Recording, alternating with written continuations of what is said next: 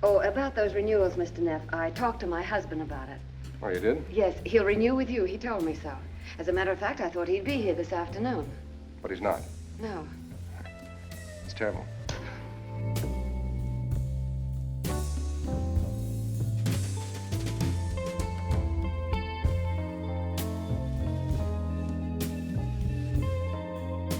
We all know the feeling of going too far, getting a bit too involved, sinking in too deep.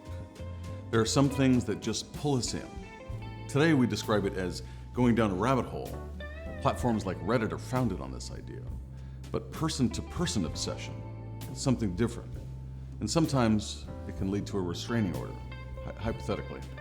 The tradition of film noir is chock full of this idea. Much of it is men being obsessed with women. And this episode's subject is no exception. One of the most classic examples is legendary writer-director Billy Wilder's Double Indemnity from 1944.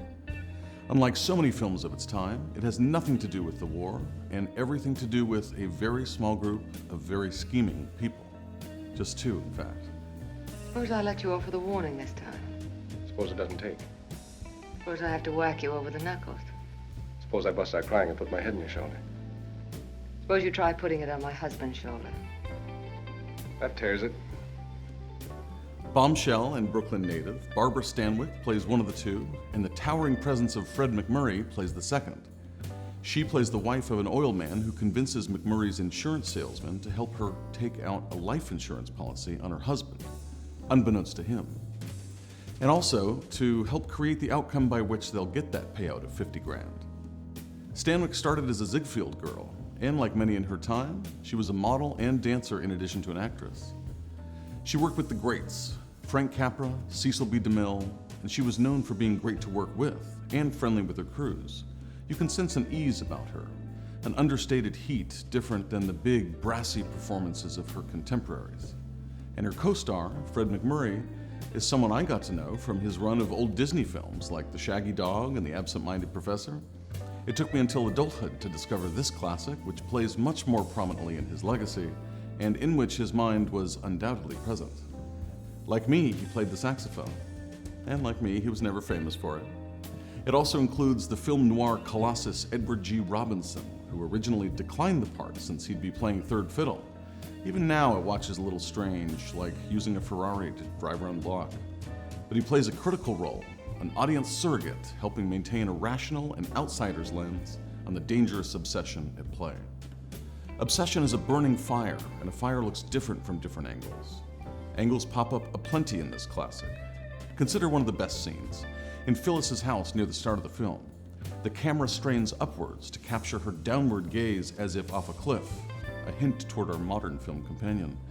And the crew used silver dust in the air to add atmosphere to that California sun, with a great shot by cinematographer John F. Seitz. Then we're in Walter's apartment, a dark, shadowy cave where the two main characters secure their entanglement. Obsession is best served close, with shafts of light that showcase just how dark the rabbit hole is. Light and lenses, that's the movies. And they're still at play in a very recent, understated masterpiece by fearless director Park Chan-wook, who gave us gems like Old Boy and The Handmaiden, and who brought to life a modern, layered, and mysterious look at obsession in 2022's Decision to Leave. This time, our leading man is a detective, not an insurance man.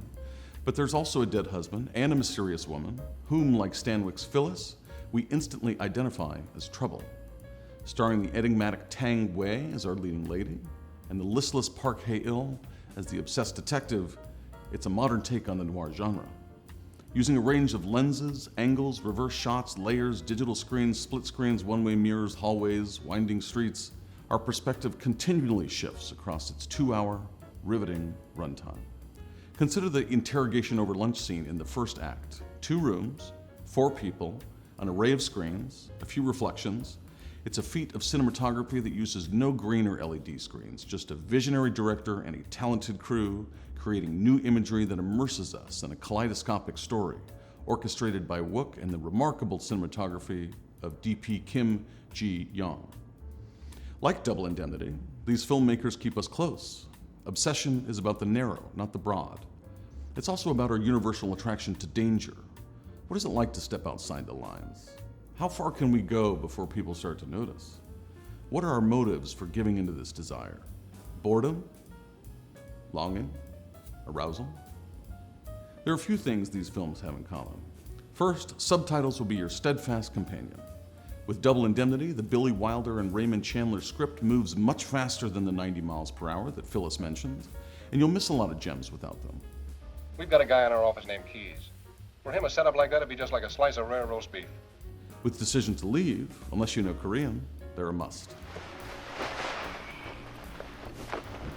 저거 치마 스시 모듬 초밥이야?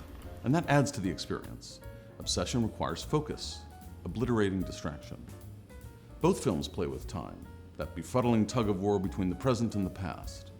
Both bring to life the human attraction to losing oneself into a pursuit of the unknown. Both tap into the very simple, universal urge to do the wrong thing.